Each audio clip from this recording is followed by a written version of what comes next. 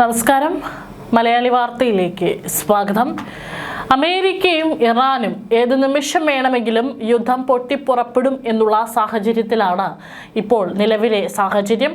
അമേരിക്കയും പൂർണ്ണമായി സജ്ജമാണ്. ഇറാനും ഒരു ആക്രമണമുണ്ടായാൽ തിരിച്ചടിക്കാനുള്ള എല്ലാ സജ്ജീകരണങ്ങളും തയ്യാറാക്കി തന്നെയാണ് നിൽക്കുന്നത്.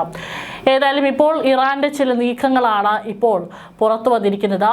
മേഖലയിൽ അമേരിക്കൻ സൈനിക സമ്മർദ്ദം ശക്തമാകുന്നതിനിടെ തങ്ങളുടെ പ്രധാന ആണവ നിലയങ്ങളെ കോൺക്രീറ്റും മണ്ണും ഉപയോഗിച്ച് ഭൂഗർഭ ബങ്കറുകളാക്കി മാറ്റാൻ ഇറാൻ തീവ്ര ശ്രമം നടത്തുന്നതായി റിപ്പോർട്ട്.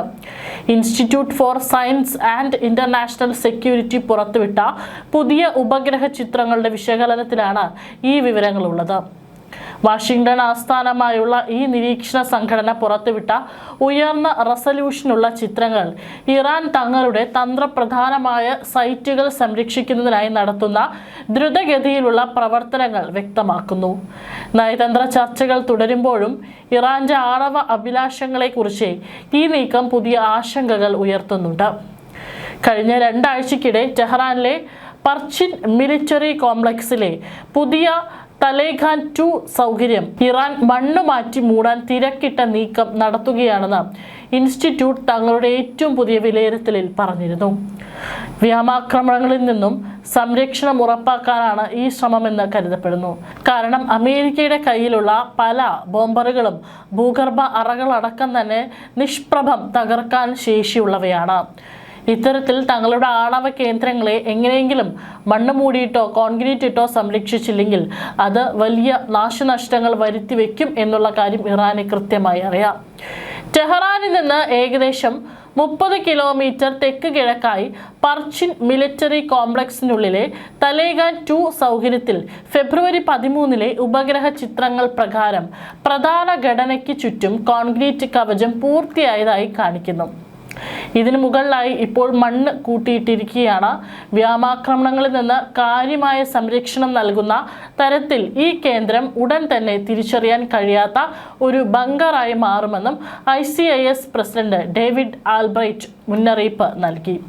കോൺക്രീറ്റ് കവചം ഉറച്ചു കഴിഞ്ഞാലുടൻ ഈ പുതിയ സൗകര്യത്തിന്റെ വലിയ ഭാഗങ്ങളിൽ മണ്ണ് നീക്കാൻ ഇറാൻ മടിച്ചില്ലെന്ന് ചിത്രങ്ങൾ സൂചിപ്പിക്കുന്നു. അടുത്തുള്ള കുന്നുകളിൽ അടിഞ്ഞുകൂടിയ മൺകൂനകൾ ഈ ഘടനയെ പൂർണ്ണമായി മറയ്ക്കാൻ ഉദ്ദേശിച്ചുള്ളതാണ്. സുരക്ഷാ ഭിത്തികളാൽ ചുറ്റപ്പെട്ട ഈ സൈറ്റിനുള്ളിൽ കോൺക്രീറ്റ് പ്ലാന്റും പ്രവർത്തിക്കുന്നുണ്ട്. ഈ നിർമ്മാണം ഇറാന്റെ ആണവ പദ്ധതിയോടുള്ള ഭരണകൂടത്തിന്റെ തന്ത്രപരമായ പ്രാധാന്യത്തെ സൂചിപ്പിക്കുന്നുണ്ടെങ്കിലും ഇതിന്റെ കൃത്യമായ ഉദ്ദേശ്യം ചിത്രങ്ങളിൽ നിന്ന് മാത്രം നിർണ്ണയിക്കാൻ കഴിയില്ല. നദാൻസിന് സമീപമുള്ള തുരങ്കങ്ങൾ നദാൻസ് ആണവ നിലയത്തിൽ നിന്ന് ഏകദേശം 2 കിലോമീറ്റർ അകലെയുള്ള കൊലാങ് ഗാസ്ല പർവ്വതത്തിന് താഴെയുള്ള തുരങ്ക കവാടങ്ങൾ ശക്തിപ്പെടുത്താനുള്ള ശ്രമങ്ങൾ ഫെബ്രുവരി 10 ഉപഗ്രഹ ചിത്രങ്ങൾ കാണിക്കുന്നു. പടിഞ്ഞാറൻ തുരങ്ക കവാടത്തിന് മുകളിൽ കോൺക്രീറ്റ് ഒഴിക്കുന്നുണ്ട്. കിഴക്കൻ ഭാഗത്ത് വ്യോമാക്രമണങ്ങളുടെ ആഘാതം ആഗിരണം ചെയ്യുന്നതിനായി കൂടുതൽ പാറകളും മണ്ണും നിരത്തി സംരക്ഷണം വർദ്ധിപ്പിച്ചിട്ടുണ്ട്. തുരങ്ക കവാടങ്ങളെ ശക്തിപ്പെടുത്തുന്ന ഈ നീക്കങ്ങൾ വ്യോമാക്രമണങ്ങളിൽ നിന്ന് അധിക സംരക്ഷണം നൽകുമെന്ന് ഇൻസ്റ്റിറ്റ്യൂട്ട് പറഞ്ഞു. പ്രവേശന കവാടങ്ങൾക്ക് സമീപം ചെറിയ അടച്ച വാഹനങ്ങൾ നിരീക്ഷിക്കപ്പെട്ടിട്ടുണ്ട്. ഇത് ഉൾഭാഗത്തെ നിർമ്മാണ പ്രവർത്തനങ്ങൾ നടക്കുന്നു എന്നതിൻ്റെ സൂചനയാണ്. മുൻപ് വിപുലമായ സെൻട്രിഫ്യൂജ് അസംബ്ലി പ്ലാന്റ് പുനർനിർമ്മിക്കുന്നതുമായി ബന്ധപ്പെട്ടാണ് ഇവിടെ നിർമ്മാണം നടന്നിരുന്നത്. എന്നാൽ ഈ സമുച്ചയത്തിൻ്റെ വലിപ്പവും പർവ്വതത്തിനടിയിലുള്ള സ്ഥാനവും യുറേനിയം സമ്പുഷ്ടീകരണം പോലുള്ള അതീവ രഹസ്യ സ്വഭാവമുള്ള പ്രവർത്തനങ്ങൾ ഇവിടെ നടക്കുന്നുണ്ടോ എന്ന ആശങ്ക വർദ്ധിപ്പിക്കുന്നു. ഇസ്ഫഹാനിലെ ഒളിച്ചുകളി. മുൻപ് അമേരിക്ക ബോംബിട്ട യുറേനിയം സമ്പുഷ്ടീകരണ കേന്ദ്രമായ ഇസ്ഫഹാൻ ആണവ സമുച്ചയത്തിൽ തുരങ്ക കവാടങ്ങൾ മറയ്ക്കാനുള്ള ശ്രമങ്ങൾ ഫെബ്രുവരി 8 ചിത്രങ്ങളിൽ കാണാം. ശക്തമായ വ്യോമാക്രമണങ്ങൾക്കെതിരെ ഈ നടപടികൾ എത്രത്തോളം ഫലപ്രദമാണെന്ന് നിലവിലെ വിവരങ്ങൾ വെച്ച് വ്യക്തമല്ല.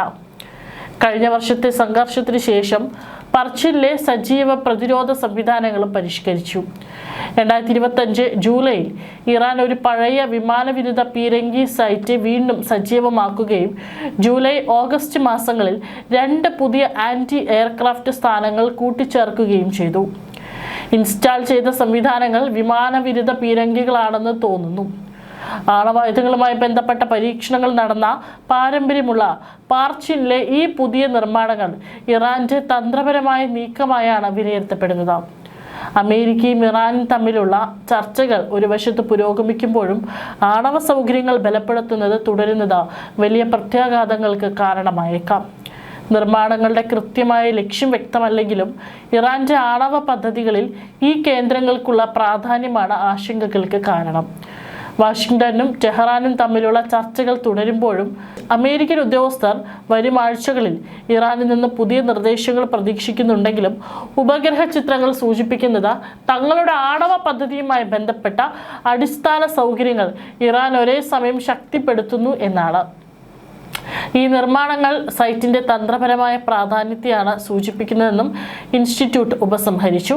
അതിനിടെ ഇന്ത്യൻ മഹാസമുദ്രത്തിലെ ഡീഗോ ഗാർഷ്യ ദ്വീപിൽ UK മുന്നറിയിപ്പുമായി US പ്രസിഡന്റ് ഡൊണാൾഡ് ട്രംപ് രംഗത്തെത്തി. ഇറാനിൽ സൈനിക നീക്കം നടത്തിയാൽ US നിർണായകമാകുന്ന പ്രദേശമാണിത്. നിലവിൽ UK സംയുക്ത നിയന്ത്രണത്തിലാണ് ദ്വീപ്.